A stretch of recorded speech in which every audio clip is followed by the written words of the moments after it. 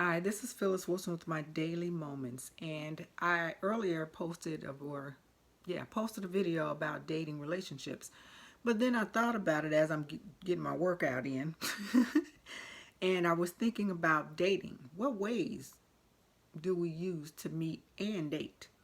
It's not like it used to be when I first started dating, where you met the person at some, you know, mutual place, like you were in school together or you knew some people. I mean, those things still work. I mean, those are still, but there are some additional ways of meeting and dating someone. For instance, online is big now. It's big for more than anything that we ever could think of it becoming when it first came out.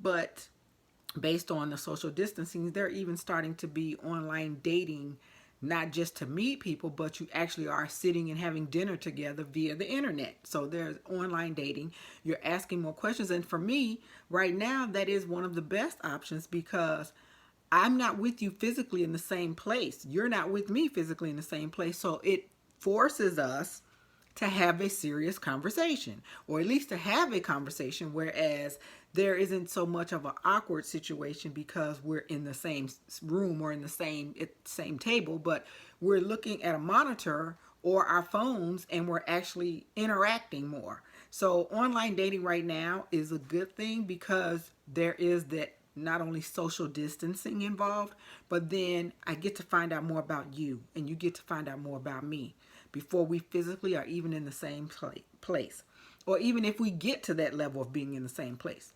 However, when things go back to what we consider normal, online dating is definitely something that consists of various types of dating sites.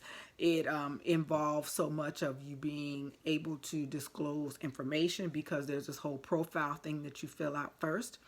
And then there is also, you need to be cautious of who you decide to connect with via internet, online, or otherwise in any situation.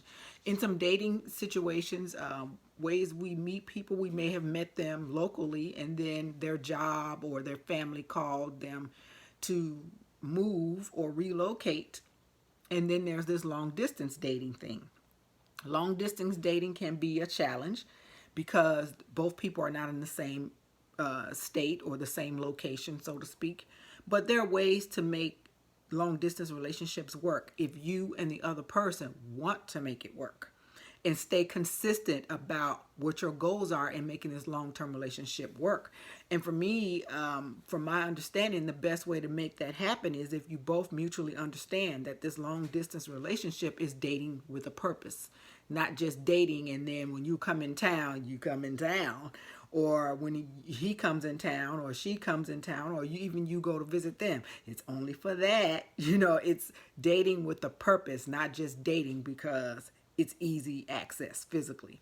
Um, Another way of dating are clubs and bars where you can meet people and decide if you're going to date them and so forth. But in any of these scenarios that I've mentioned, there still has to be a level of caution, wisdom, and you have to be really safeguarding yourself. Not to the point that you are not accessible, but a limit to how accessible you can be.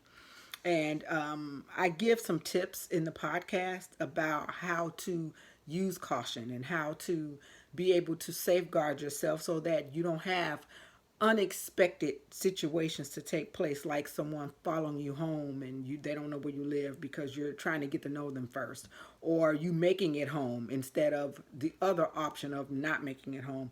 But at any rate, I give you those bits of information and share some tips when it comes to dating, some precautions that need to be taken, and some cautions, warning signs, if you will, of how there could possibly be avenues of danger.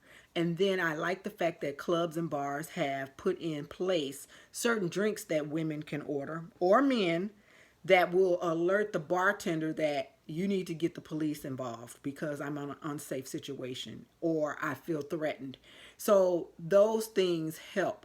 But also when you're at a club and at a bar, it's hard to even communicate with the person that you're trying to date, or even that's trying to approach you and exchange numbers with you, or even to get your name, to say, hey, I've seen you here before. My name is Larry, whatever the case may be. It's hard in clubs and bars because of the loud music, the other people that are talking even loud because they can't hear each other. And these are their friends that are sitting at the tables with them, or, at the bar with them, or coming in and out of the door. It's security trying to talk on walkie-talkies or CBs or whatever that case may be. It's also hard in clubs and bars because you run the risk of a fire or a fight breaking out. You definitely are not going to be trying to stand around and talk to somebody. You're trying to get out of there quick, fast, in two hurries.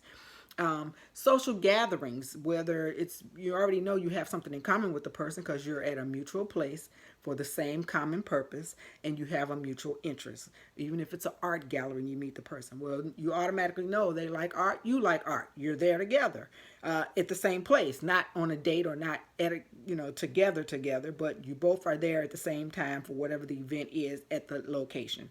So that's a little easier to talk and communicate because you already know you have one thing in common with the person. So that right there is enough to spark up a conversation so that it's not awkward. However, at these meetings, at these social gatherings, be cautious because if you're there and you have mutual friends, who's to say that your mutual friends didn't think that you two would hit it off right? And it has been my experience and a few other people's experiences that even if your two friends or your mutual friend has tried to connect you two together because they thought that you would be wonderful together, keep in mind they only know you on the surface and they only know that other person on the surface. They don't know what they're like when they're not in their presence. They only know the person that they presented themselves to be. So in those instances, if you potentially get involved in a relationship or dating that person, will get to see a little bit more than just the surface layer of what they present themselves to be.